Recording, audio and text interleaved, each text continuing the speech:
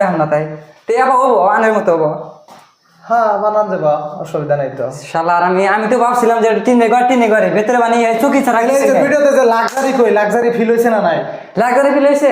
Feel হইছে না? হ্যাঁ 70টা হয়েছে এখন। না হিন্ডা কদিন ধরে শোল খাই যায়, জেনে গুয়া খাই যায় না, রোনা খাই যায়। আমার কনফিউজ হয়ে গেছে শালা, এটা কি দেখলাম, স্বপ্নে দেখলাম না বাস্তবে দেখলাম না বিছনে দেখলাম। ঠিকই আছে, পুরা লাক্সারি। এই যে লাইট দেখছেন কি, কতটি লাইট? হ্যাঁ বাবা কথাই তে ভাই খারাপ সারাপ পায় না না।